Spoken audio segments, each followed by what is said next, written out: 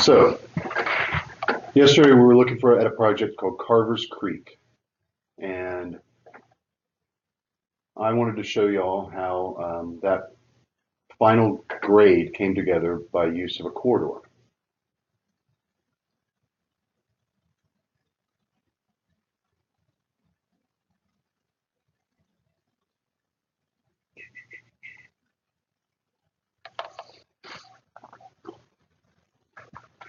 And just like with our previous sessions, I will pepper this discussion with standards and sort of redo some of the things that we've already gone through with data shortcuts and XREFs, just to hammer some of those things in, so that everybody can get a firm grasp on how we the process for getting our design intent laid out in CAD.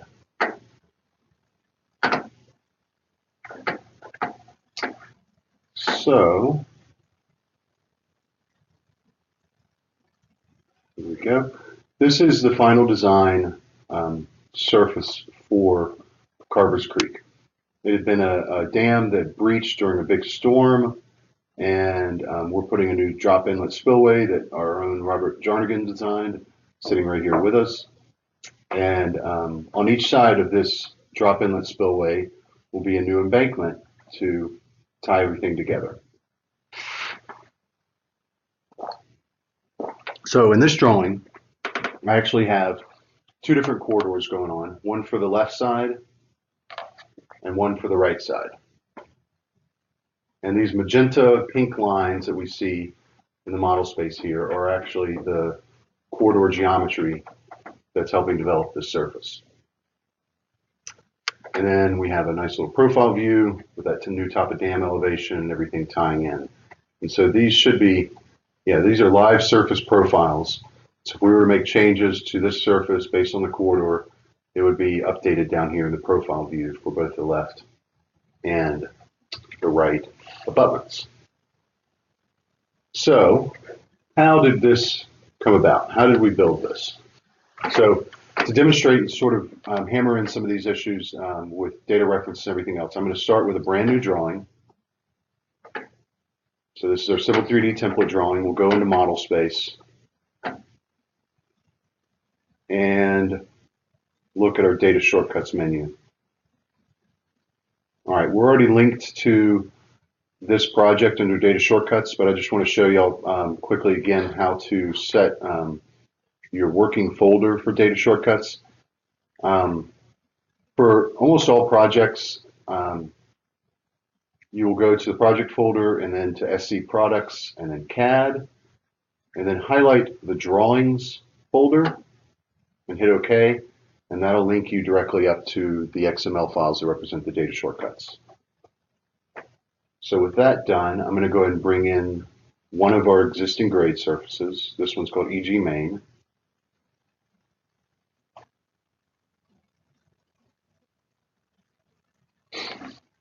And one of the reasons I wanted to go through all of the steps like this as well is that the intent is to sort of show you guys that if everything's set up properly data management wise with your data shortcuts and your XREFs available, then it should be pretty quick to recreate a drawing. So if you have a drawing that's corrupt for some reason, or maybe you have too many layouts in it and it's having a long time to open and you want to split it up and create various, a couple versions that just have one or two layouts in it, then you should be able to pretty quickly with data references and XREFs recreate any drawing that's in your final design set fairly quickly. So there's our existing ground. We'll go ahead and bring in our 2D line work existing.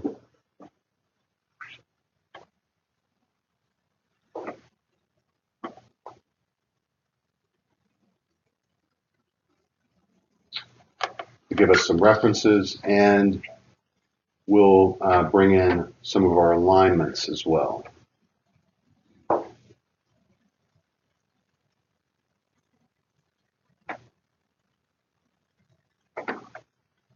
Okay, I'll change my annotation scale here so we can see our stationing a little bit better. Maybe.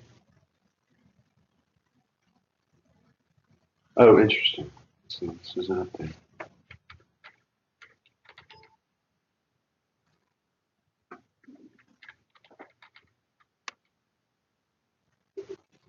Okay. Well, for some reason my text doesn't want to rescale right now. We're not going to worry about that. We're going to keep moving. So the basic ingredients of a corridor are an alignment for the corridor to follow, and then a profile for it to follow in elevation view. So it's basically in plan view following the alignment, and then in to gain its elevation, it's following a profile in the profile view. So we'll need to create a profile view for this alignment for our eventual corridor to be used on. So I'll go up here to the profiles drop down and click on create profile from surface. And there's only one surface in this drawing, so I'll add that to the profile and then click on draw in profile view. Create profile view, and we'll drop this right here. If you remember yesterday, this was a profile view that we edited the style on to create a full grid, and then edited the properties to clip it off at a particular station over here. I just wanted to update. That's odd. So,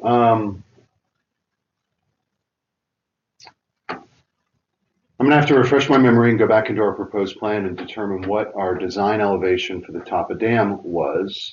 And one quick way to do that is we can actually check the eventual surface itself. And I'm going to select the surface and drop a label that's called a spot elevation on the very top of dam here. And so that's the 166 contour, and it's slightly sloping on each side, but we're going to leave it like that. And then so 166 is our design elevation. We'll drop a spot elevation on this one.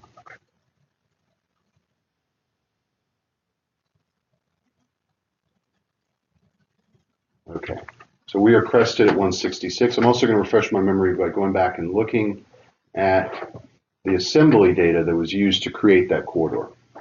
So what we're looking at here is an already developed assembly. The assembly itself is just this red center point for our design data. And with the assembly, we attach onto it these objects called sub-assemblies. And essentially what we're doing here is creating a typical cross-section of our eventual embankment. Each one of these sub-assemblies is developed from our tool palette, which we'll show you in just a minute, and each has particular properties. So I'm going to click on, right-click and choose sub-assembly properties, and we determine this is a length, width, and slope sub-assembly with parameters 7.5 feet at 2% slope. This is the important information for me to remember when we're going to create our new one. I'll show you how we do that in this other drawing. Okay, and then this is a separate sub-assembly that's a link slope to surface, and we can tell by our properties menu that it's at negative 40% slope. We have other sub-assemblies in this drawing for different purposes, but for right now, we're just going to worry about this main one. So we're going to recreate that and show you how all of that works in this fresh drawing. I'll go ahead and save this one. My desktop for this.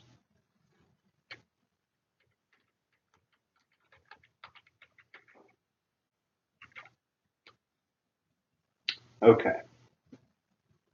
So we have so far only one piece of the ingredients that we need for a corridor. So we'll go ahead and create a profile to represent the top of dam in this profile view along that alignment. So to do that, I'm going to have to zoom in really close here because my text is really small. And I'm going to switch over to the def points layer and draw a polyline 6 feet up from this 166 elevation. I'm 6 feet up from this 160 elevation, and then draw a straight line across the entire profile view for that elevation. This is just a guide for me to create our eventual surface profile for it to follow. And to do that, I'm going to go back to the profiles drop down, and now instead of create profile from surface, I'm going to select create profile by layout. The context menu down here in the command line is saying select profile view to create profile, and I'll click on this grid of the profile view to develop this. These I'll typically name, if it's a constant elevation like this one, I'll typically name it for that elevation. In this case 166, and then I'll go with the defaults on everything else and hit OK. We get a new menu. This is our profile geometry tool, and the only button I'm going to be needing on this one is my insert PVI, and the thing to be mindful of when inserting PVIs is that it has to be in the same direction as the alignment. So in this case, our 10 plus 00 is our lowest station number. And so this alignment, this profile view goes from left to right.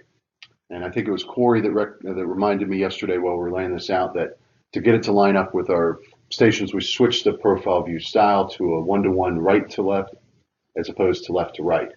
And so if I had that same style here, I would actually need to start my profile geometry PVI insertion on this side. But because this one is left to right, I'll start it over here at elevation 166 and then click the final PVI point at the very end over here. Right click to exit my command and find out that it created nothing. All right, so we're having a bit of an issue with CAD here. I'm going to go ahead and shut down and restart this. I apologize to everybody that this has to happen, but we're something's going on here, and when I experience problems like this, first step is usually to restart CAD. The first thing it was doing was not updating the annotative text, and now when I dropped that new profile in, it didn't create a profile, and so that's telling me that something's quite not clicking within Civil 3D, and I need to restart it. If this continues, I'll probably end up restarting the computer and having to restart our session here in just a few minutes. I apologize for the delay.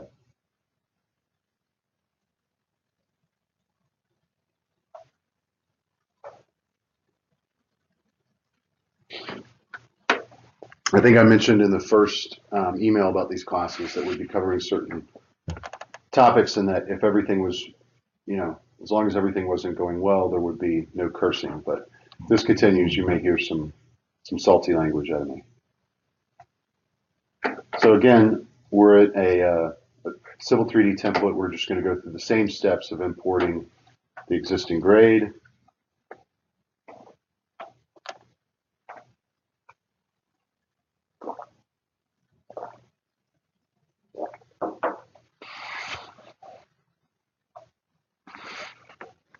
You don't think reopening that old drawing? I could try. Let's see what happens here. Once I bring this alignment in, we'll know if things are going to be working all right, as long as annotation keeps up. It is running a bit slow. For everybody using Civil 3D 2016, there is a new service pack available for it, as well as a user performance improvement file that Forrest or anybody else from IT can help you install.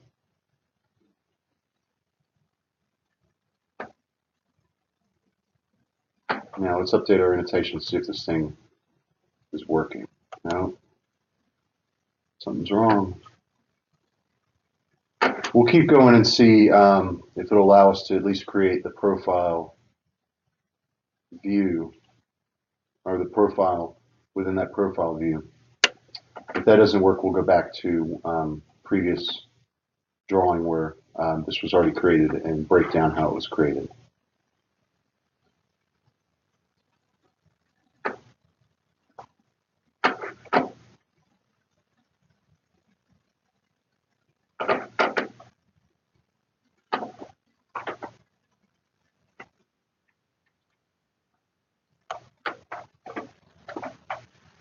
Try something over here to see.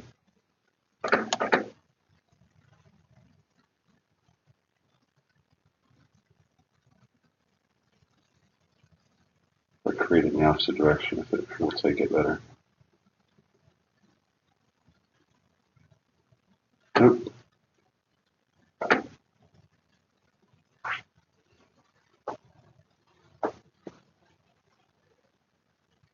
And it is really not one to work with me here.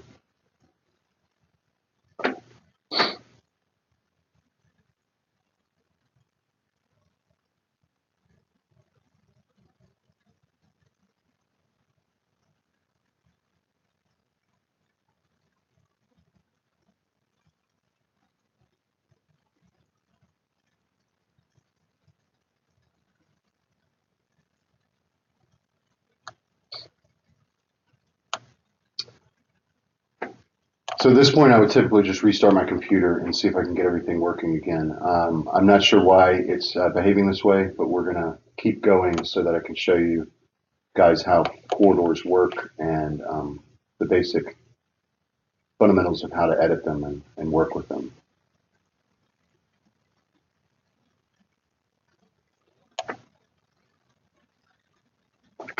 Okay.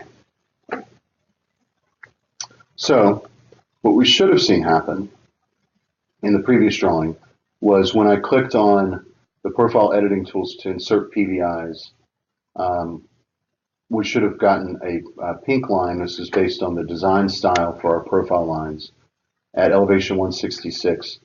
And because it's perfectly flat, we get a note here that it's horizontal. That's just a slope label. And our profile line is what's going to be followed for the elevation of the corridor. And it's at elevation 166. So let's take a look at the assembly and how this was developed. And so what should be noted is that the elevation 166 is designed for our corridor to be at this point in our typical section, right at the center point. So to create your own assembly, you go to the corridors drop down and click on Create Assembly.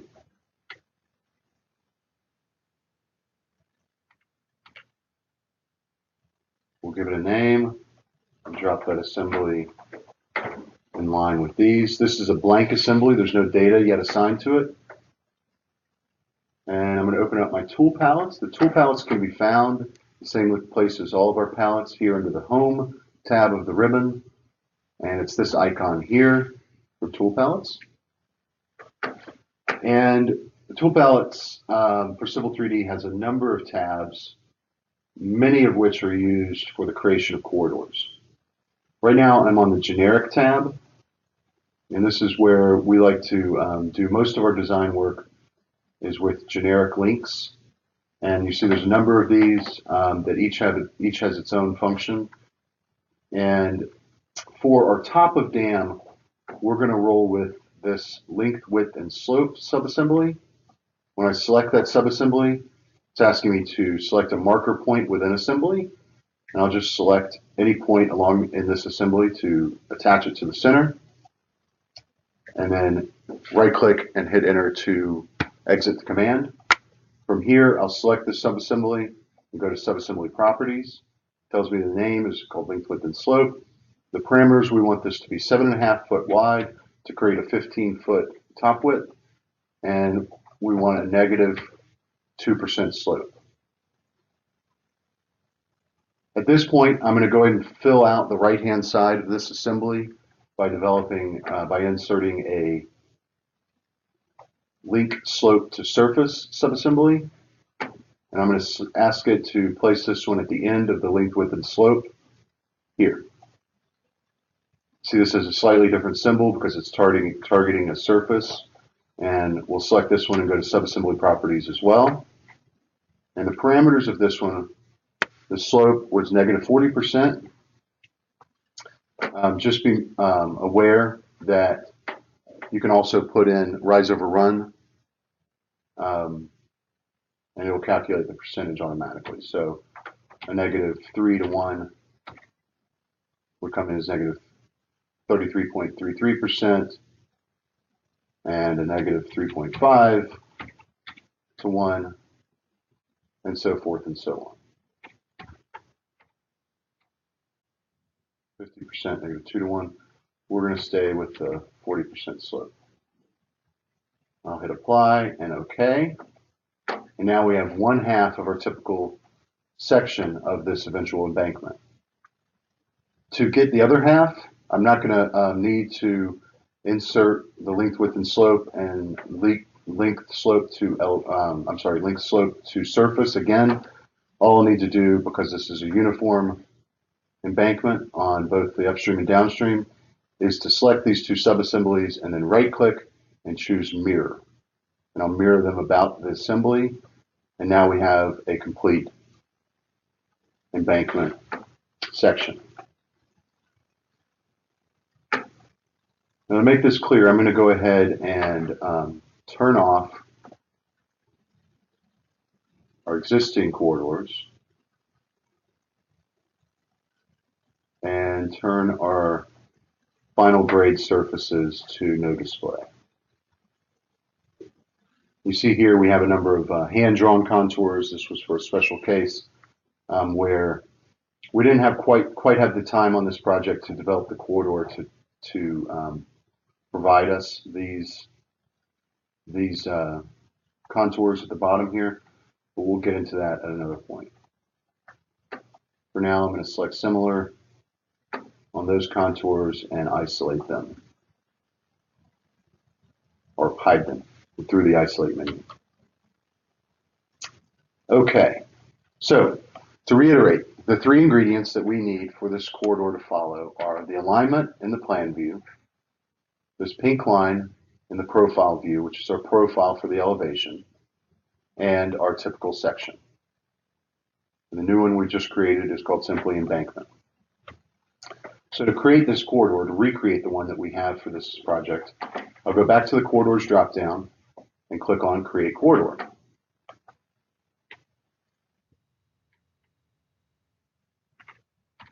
I'll give this a name, and I'm going to roll with the defaults on this, on the settings here, but I do need to tell it which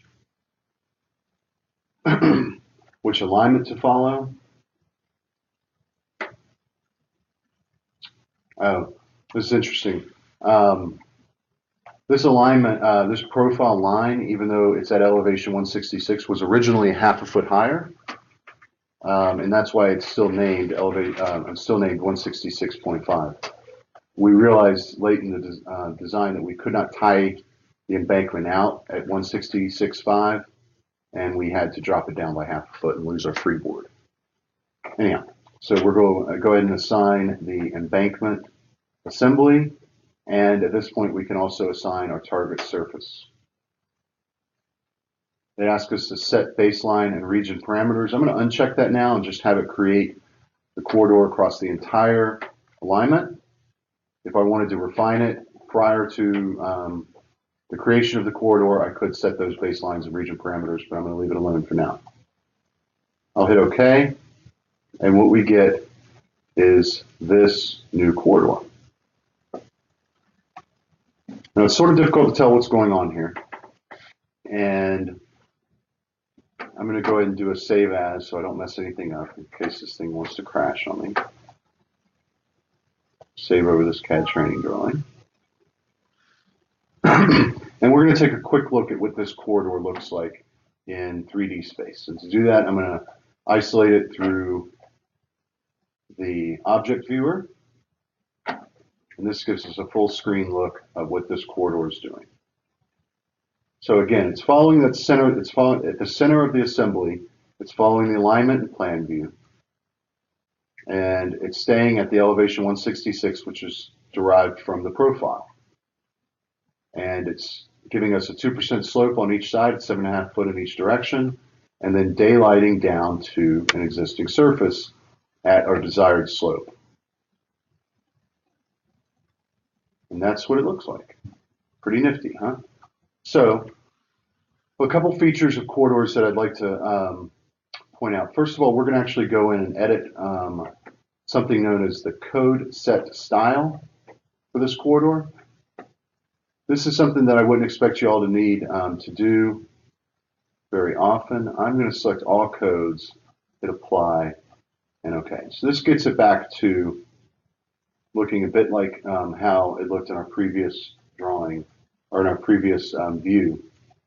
And the next thing I want to do is increase the frequency of how often that typical section is sampled across this surface and across the corridor.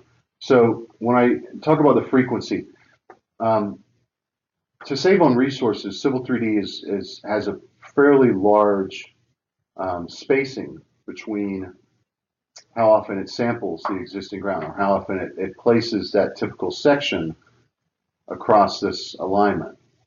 And so to increase that, I'm going to select the corridor and go up to the Edit Frequency button. It asks you to then click within the corridor to specify a region. We only have one region involved here at this point. So I'll click inside there, and then here I'm going to tighten up our frequency to go to be 10 feet everywhere. So every 10 feet it will sample that cross section and daylight it down to our existing ground. You see we get a lot more cross sections through here. It's exactly what we want. And it may have been hard to tell, but it actually refined our boundary for this corridor quite a bit just by increasing the frequency. And right now, I'm going to select the corridor itself, and I'm going to grab the grips on either end. Because we have no surface data on this end of the corridor, you can see there's no daylighting going on. There's nothing for it to daylight to, so it's just spitting out that 15-foot top width with a 2% slope at each side, because none of the other subassemblies that are target subassemblies have anything to target. And we'll drag this one back to pretty much the edge of our existing grade, which is very close to where we need to tie out anyways. And then on this side, we'll bring it here. You can tell just by the geometry of this corridor where it is trying to tie out. And we're going to drag that back to that point, to about here. Okay. Now, if we want to see what the surface, the eventual surface of this corridor will look like, we'll select the corridor again and go up to our ribbon. And we have a nifty button here called Corridor Surfaces. I just want to point out that these two tabs, Surfaces and Boundaries, are actually live in the Corridor Properties menu as well. If we're to go to Corridor Properties, we see that we have a Parameters tab, and then over here to the left, to the right, we have the Surfaces and Boundaries tab that we access simply by clicking on Corridor Surfaces up above. There's two ways to get to here. We'll go here. Now to have Civil 3D build a surface along this corridor, we have to first click on this button here that says Create a Corridor Surface. And I'm just going to take the 3 off of that name to call it Embankment. But there's now, if I were to click OK at this point or apply an OK at this point, it would not create a surface because as of right now, there's no data in this surface. This is not too different than when we think about creating a profile view. It asks us to add a surface to that profile view before we create it, and that allows us then to generate the data within it. So to add data to this surface, I simply need to hit the plus sign here beside the top code. There are other codes in here, but we almost always are going to go with the top code. When I hit the plus sign there, it's going to add the data to the surface, and then I'll click OK. They asked me to rebuild the corridor. I'll accept that, and then we can see what this eventual surface looks like.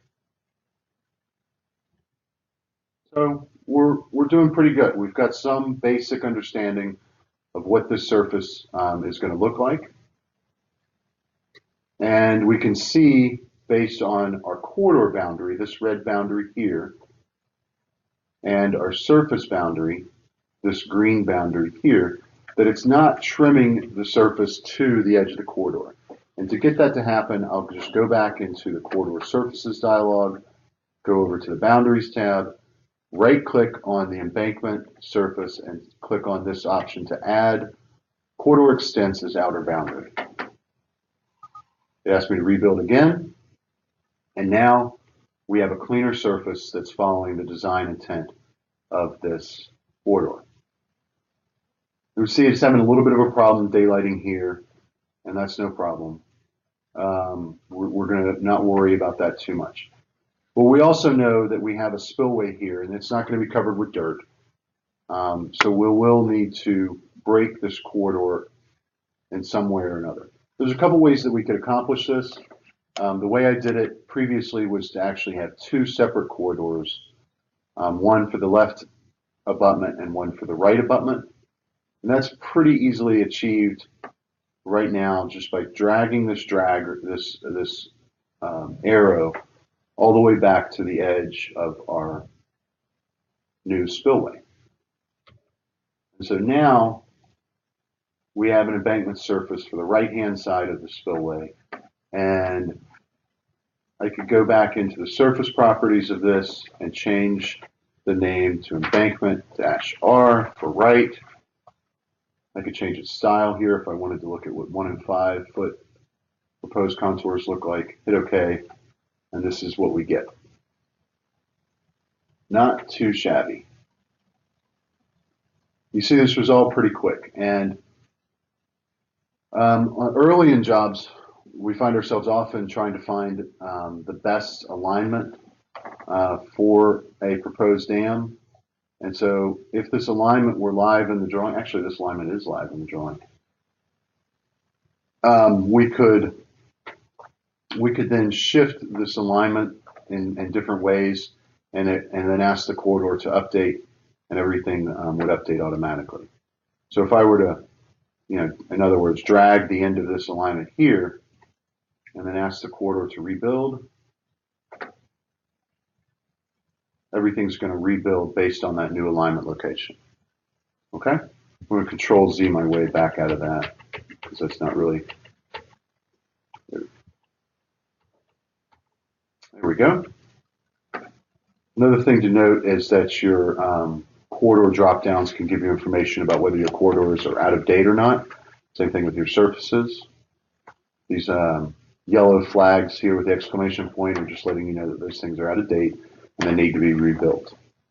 But our new one, embankment, is doing fine. I'm going to go into the corridor properties of that and change its name to embankment R as well to match the surface.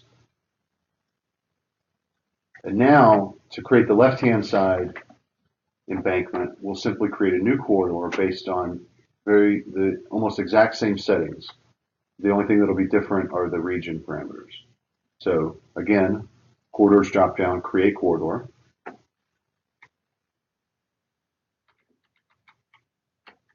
Here we have embankment left.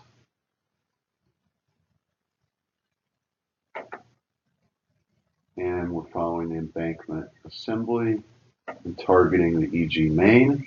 Here I will choose to set baseline and region parameters. I'll hit OK, and we get the parameters section of our corridor properties. Here it's telling us that we're following the embankment center line and this profile that's been created, and there's our assembly. I'm going to ask it to start.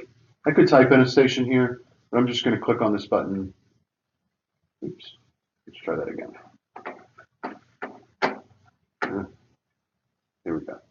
I'm going to click on this button here, which will take me back into model space, and then I can click on a station along that alignment to be my start point and my end point. I'll hit OK. It'll ask me to rebuild. It gives us our corridor again, this time for the left side. I'll edit my frequency. What I'd like y'all to note, we're going to zoom in a little bit on and take a look at how this red line changes when we increase our frequency. So right now it's only sampling here, here, and here, and across every single one of those typical sections. But it's interpolating what the data should be in between these two sample lines. So by increasing the frequency, and we'll go to a 10-foot frequency on all of these settings. Hit OK, and you see that edge refined as it had more data to daylight to. With corridor still selected, I'll go to corridor surfaces. Again, create the surface, and then add data to it. We'll go ahead and do this step to right-click and add corridor extents. as the outer boundary for the eventual surface and click OK. Rebuild, and we have our surface. I'll change this one to 1 and 5 as well. And that is that. So that was all pretty quick and pretty down and dirty. But the end result is that we have a surface, two surfaces that can be labeled and that we can get a lot more information out of if we'd like. For instance, if our project manager is putting together a preliminary cost estimate and they need to know how much volume is going to be needed, how much volume of dirt is going to be needed for the eventual embankments, we can determine that very, very quickly. You see here we have two surfaces in our list that start with the lowercase letters VOL. These are volume or volumetric surfaces. And I'm going to delete these right now and we're going to recreate some so we can determine the exact volume of fill needed for both the left and the right embankment. So to do this, let me go ahead and minimize a few things here. Got a little bit more room. To do this, I'm going to go to my Surfaces drop-down and click on Utilities, Volumes, Dashboard. Okay, with this Volumes Dashboard open, I have a button here to create a new volume surface.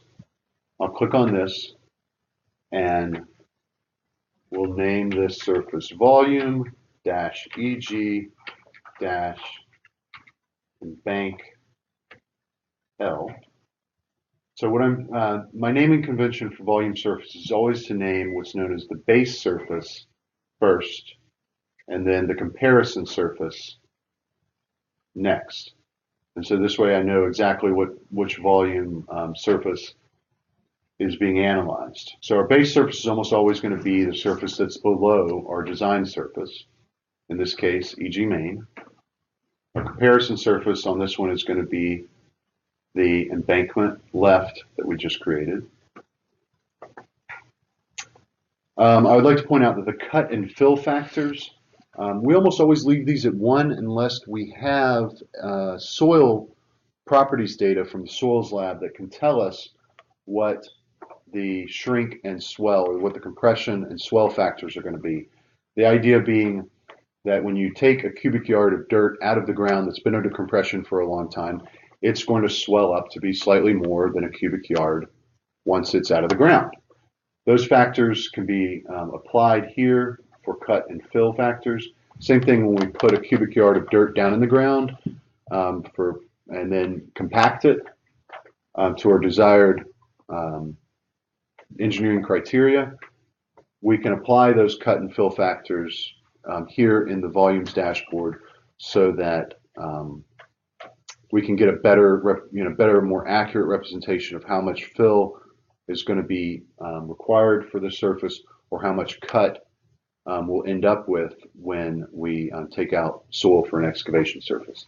I'll leave these as 1-to-1 right now, but it would not be abnormal for us to look at a 1.1 or 1.2 cut factor or a similar fill factor, depending on what the soil properties are.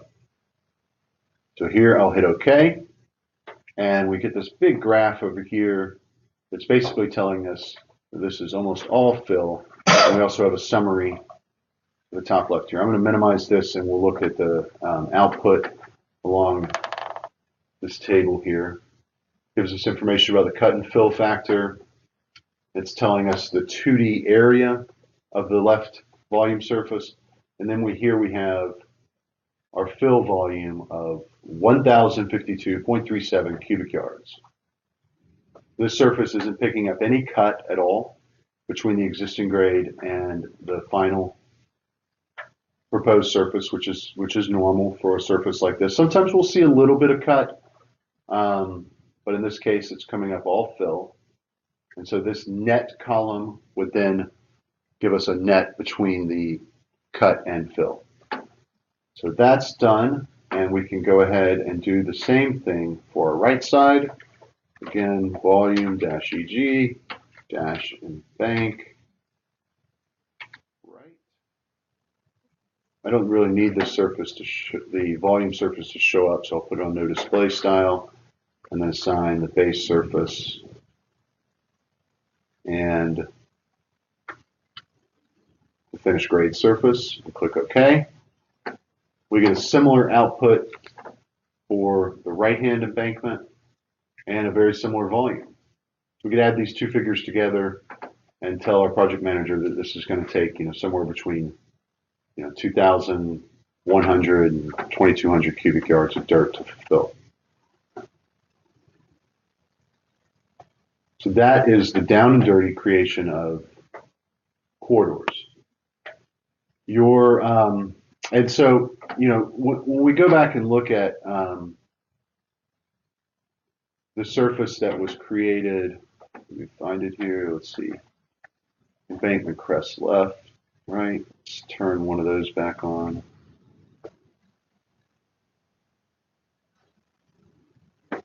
Turn this one off first.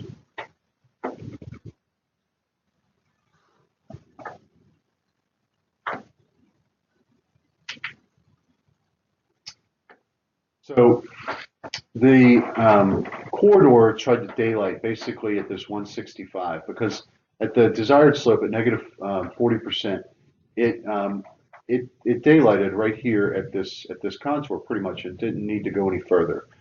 We determined that wasn't sufficient for our needs because the site we felt like we needed a broad finished grade here that could sort of clean up these messy contours that are downstream of the embankment. So we put in a very gentle 5-to-1 slope that transitioned to a 3-to-1 slope here at the bottom so that we could clean up those contours.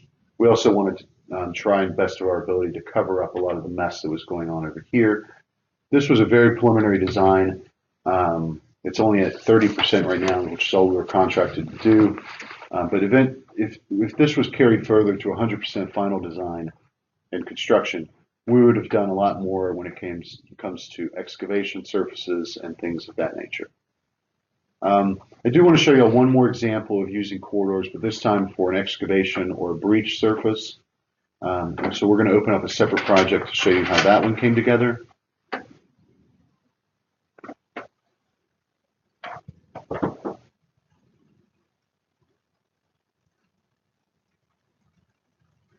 But before we move too much further, I want to make sure that there's no questions about what we've done so far.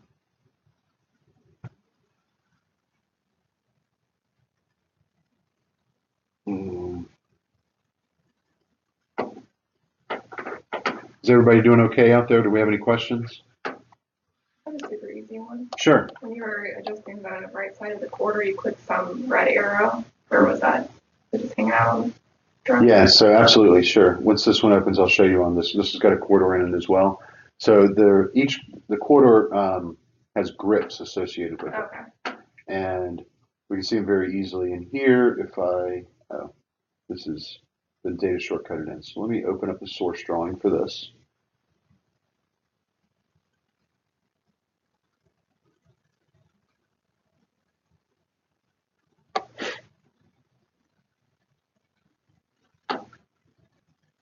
Please excuse the name of that drawing file.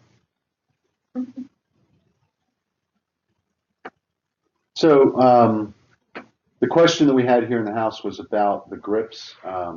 So the beginning and end of every corridor will have a grip that's this little blue diamond shape that allow you to modify in plan space where this corridor will start and stop. One thing I'd like to point out on this particular corridor is that it actually is giving us some pretty interesting information just visually. This is set in a code set style for corridors.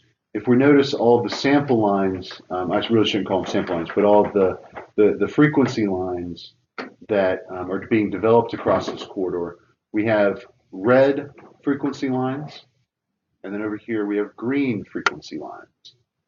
If we can see that change between here. So what's happening here is the red frequency lines are representing cut conditions for this corridor, and the green are representing fill conditions.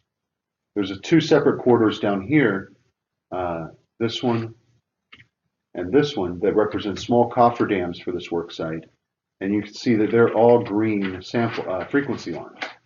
So this is telling me that this is entirely a fill condition, whereas this breach design has both cut and fill. And so very similar to our previous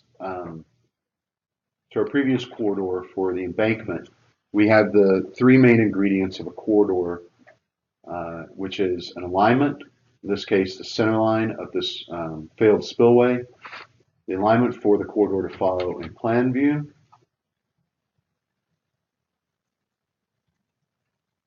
a profile for it to follow in elevation. So in this case, we have a design elevation for this breach of starting at elevation 209, and then tying in at elevation 202 over here. This gives us a 2.3% slope. This is critical information for this design because our hydrology H&H group took this information to determine the flow velocities based on different flood events, determine the flow velocities across this breach, which helped us determine the proper product, whether it was turf matting or Reno mats, or in this case, we actually determined that articulated concrete blocks would be the most cost-effective to put across this breach. And so those slopes and everything were used for further analysis elsewhere. But I do want to show you a couple things about this particular corridor. What we see here is that this corridor has a gap pretty much right in the center of it. And the reason for that is we have a gap in our existing grade. So here's our existing grade surface, and it's a bit of a mess because this is a composite existing grade that took elevation data from a concrete spillway that failed right here in the center, and the existing grade abutment conditions for the embankment on either side. But as you can see here, we have a small gap in the surface up here in this corner, and a small gap in the surface over in this corner. And so what happened when we first built this corridor is that it was developed across the entire length, something like this. Well, maybe.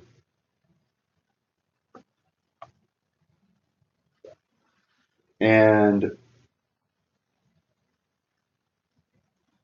what's happening is that the corridor cannot daylight into that gap. It would like to, create a nice little smooth transition between these two areas, but it can't because of the gap in the existing grade surface. And so and also you notice when I brought those two triangles a bit closer together, the eventual surface was no longer interpolating between the gap. But by increasing the gap in my corridor data to beyond just where the gap in my existing grade daylight surface was, I was able to get it to interpolate correctly across that area.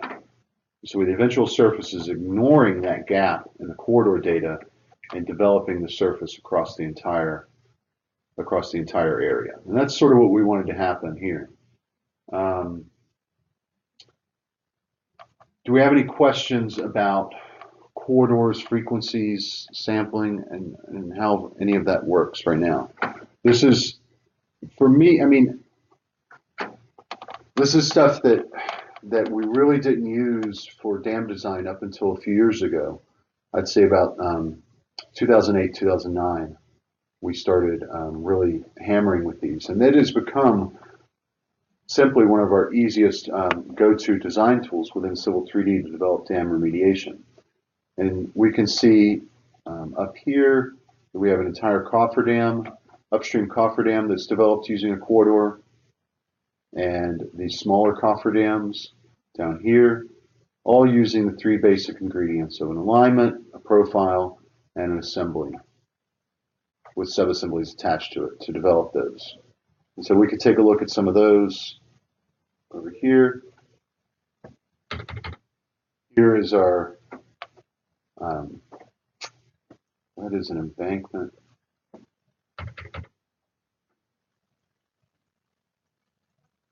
Okay, this was what is used for our upstream and downstream cofferdams, and then the breech design is using this assembly here. And so this assembly for the cut condition is very similar to our fill conditions. We have a length width and slope subassembly on the right hand side that goes for a particular distance, in this case 87.5 feet, and at 0% slope. So it's flat across its cross section and getting the 2.35% slope from the profile. So that flat 175-foot total width is being drawn across this 2.36% slope, which is giving us this eventual surface where we see, a slight slope change between contours here. If we were to drop a slope label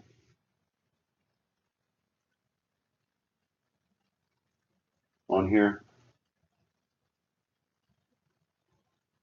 it's giving us very different values.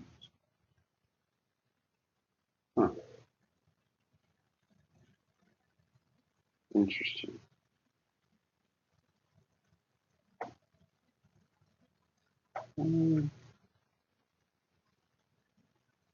Oh, I'm sorry. It's a rise over run. Duh. All right, let's take a look at that in percent. There we go. 2.4%. It's average. It's rounding up from 2.36. We'll make all of those percent, and we can see that it's following that profile very well at 2.36%. So going back to our assembly for the breech, we have 87.5-foot wide length, width, and slope subassemblies on each side, both at 0%. And then for our tie out, we have the link slope to surface subassemblies that are daylighting at 3:1. And just like we did before, we can look at what our cut and fill balance would be with our volume surfaces. If I were to update this, rebuild this volume surface that's already created, and go to our volumes dashboard, we can see exactly how much cut and fill is needed. So here we see we're getting mostly cut. There's a graph here with red and green, a little bit of green in the end. So it's telling us that we have about 431 cubic yards of fill versus 15,000 plus cubic yards of cut. This is good for us because we didn't want to bring in any fill material to create this breach. We really just want to take out the existing spillway and put in a state mandated temporary full breach at this location. How's everybody doing? Do we have any questions on this? This is one of these things that's just going to take a bit of practice for everybody to sort of master how to do. If you can at least remember the 3 ingredients of a corridor. Zach, what's the 3 ingredients of the corridor? The profile, alignment, and then you need your assembly with sub-assembly. Very good. All right, if we can remember those 3 basic ingredients, everything else is just going to be in terms of trial and error and playing with your tools to see what you can build with the corridor. I mean, the corridor, hands down, is just the best tool for dam design and remediation that there is. I will point out a few other of the subassemblies in the generic tool palette. We've talked about length, width, and slope. That's very common to be used across the top of a dam. We've used our link slope to surface. There may be cases where we want our corridor to daylight on something that's below our surface. Maybe we don't have an excavation surface yet. We could ask it to link to a particular elevation in that case. And then there's another there's a couple of really cool tools on the daylight tab. One that I've used frequently for large earthen dams is this daylight bench subassembly. And another that I use for generic sort of stripping surfaces, for if we're just taking, 6 to 8 inches of topsoil off of an embankment before we put some new final grade. This stripping topsoil subassembly can be very useful. This one is a bit more resource intensive because of how it samples. It samples differently than the perpendicular sample lines that we typically use for our generic subassemblies. So just be aware that this one may require a bit of a beefier computer or a bit more time to run. There are hundreds of these for road design and for highway design, but the ones for our use are typically found under the generic and the daylight tabs.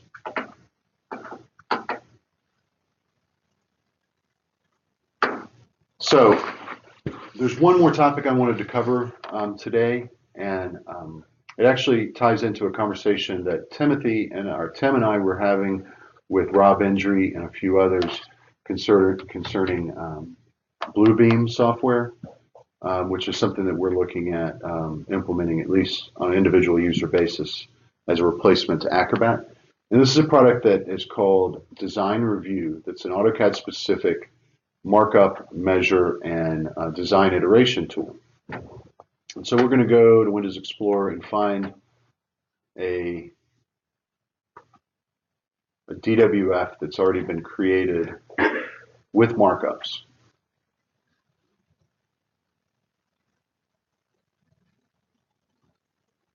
Sorry. So here we have some DWFs. I'm going to look at this one here. So what we have here is a final plot set or preliminary plot set that was reviewed by the project manager. So we have our title sheet, and what Design Review allows the project manager to do is to provide really clean, precise markups digitally, where we're not having to worry about interpreting an engineer's handwriting or then scanning that handwritten markup in and emailing it to someone. And you can see there's a lot of really cool tools when it comes to marking these things up and providing information back to the drafter to determine what design changes we want to make. So in reviewing this preliminary set of drawings, he was able to determine, say, you know what, we don't have a limits of disturbance. So he was able to sketch onto this plan a limits of disturbance that was then drafted in our AutoCAD environment. So a lot of other notes here from the project manager concerning what these drawings look like and what more information we need to provide, including additional labels, notes to me, hey, move this call out to the left a bit, it's to be centered on the auxiliary spillway, and actual design data as well. One cool thing about this is every single markup is, it gives me the person who developed the markup, who created the markup, in this case Jonathan Pittman, the date and time in which that markup was created, and it allows me to then provide additional information about that markup. So I could take this markup and click on status done once this label has been moved to the proper location. And so now you see that markup is highlighted so that JP or Jonathan can know that particular action has been completed. If I have a question on something, I can put the status for a markup to be question and add a note.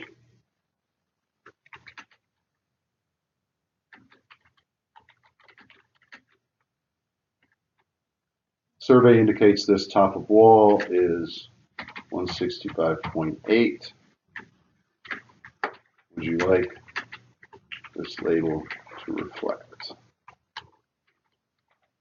And now, if he were to go back into this, he can see it's highlighted as a separate color with notes to him that he can then, send me an IM or an email to let me know, yes, go with 165.8 on that label. So the reason I'm pointing this out is, we run into a lot of problems when dealing with markups, especially handwritten markups, when it comes to interpreting what the intent of the engineer or project manager was. Sometimes it's bad handwriting. Sometimes it's, it's other factors that we just can't determine what it is they really want us to do. But the real power of design review is the fact that we can bring those markups directly into our AutoCAD environment. So we have on our Home tab under the palettes our own palette called Markup Set Manager. With this Markup Set Manager works very similar to the Sheet Set Manager, but is used specifically for loading DWFs into our drawings. So what happens here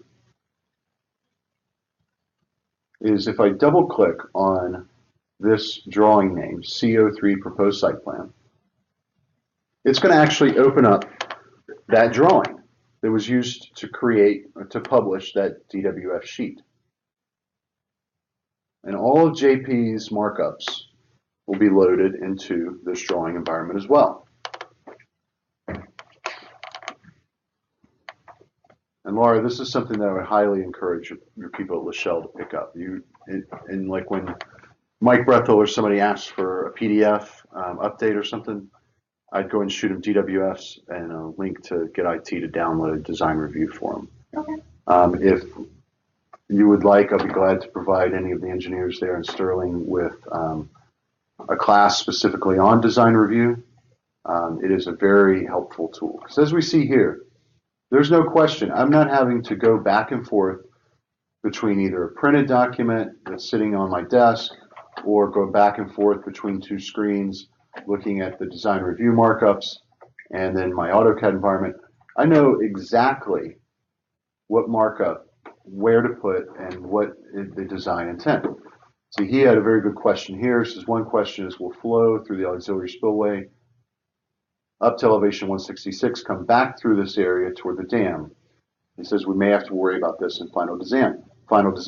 The idea here is that we'll probably end up needing to build a berm between our final grade embankment and the auxiliary spillway so we don't get backflow in the case of a flood condition through the auxiliary spillway. Here he's given me notes on cleaning up this area. Again, this is a final design issue. And we were able to address this one by creating those 5-to-1 and 3-to-1 slopes downstream of this sort of really ugly contour area in the existing grade. That limits of work and clearing, the limits of disturbance line that he had hand drawn onto the previous DWF is already incorporated. And notes such as this, C note 2 on DWC02, were already added to our multi-leaders, along with the top of dam call out and additional data, design intent data from the project manager. So in the same vein that we were able to in design review, each one of these comments can, it's actually not going to let me change the status of these comments because I have it open over here.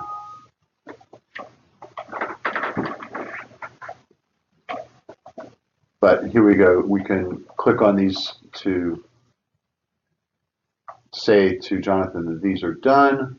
Any of these that we double click on, it will zoom to that area. And if for any reason we couldn't see something that we're working on, we can turn the comments on and off through our markup set manager. Okay? Any questions on design review? This is a free program that should get installed when you get Civil 3D installed. Sometimes IT will miss it. It's just a checkbox on the installation window. So if you find that you do not have Design Review 2013, I highly recommend you email IT and ask them to go ahead and install it for you. My plan was to stay pretty short today, and I think we've achieved that. If there's no other questions, or any other examples that people would like me to look at, particular problems that they may be having with their own Civil 3D environment, or anything else, then we're going to go and sign off for today. And with the plan that we may be picking up with some structural design classes here in the near future. We're going to have a new program available to our structural engineers in the very near future. It's a program called Autodesk Architecture. And once that's in-house and we have it installed on a few people's machines, I'd really like to hold a very similar class on that software for structural engineering specifically. There's a lot of tools within that program that are extremely beneficial for both 3D modeling and for structure detailing. Does anybody on the line here have any questions? Tim, you like that design review? Did you get it installed yet?